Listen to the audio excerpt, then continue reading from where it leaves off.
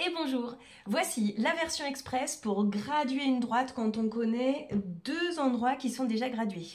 En 1, je vais calculer l'écart qu'il y a entre mes deux nombres. Pour cela, je prends le plus grand moins le plus petit. Ici, 45 moins 13, ça fait 32. En 2, je compte le nombre d'intervalles qu'il y a entre les deux nombres dont je viens de calculer la différence. Ici, je viens d'en compter 1, 2, 3 et 4. Il y a 4 intervalles, donc je vais diviser le nombre que j'ai trouvé ici par le nombre d'intervalles. Ça va faire 32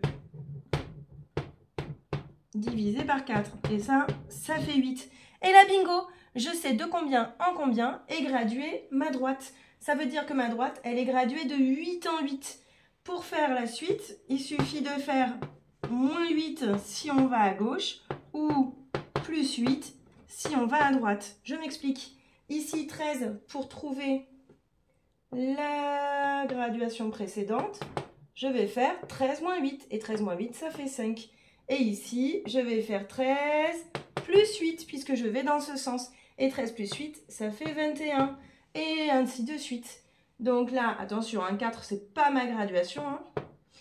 Et 21 plus 8, 29, et encore plus 8, etc., etc., etc. Et voilà, c'est aussi simple que ça de graduer une droite. Attention, dernier petit élément à savoir, il ne faut pas penser que parce que là, il y a un premier trait, ça vaut 0. Non, la plupart du temps, ça ne vaut pas 0. Donc, différence entre les deux. Puis je compte le nombre d'intervalles, je divise ma différence par mon nombre d'intervalles et ensuite ça me donne le moins ou le plus que je fais pour aller d'une graduation à l'autre. J'espère que tu as tout compris.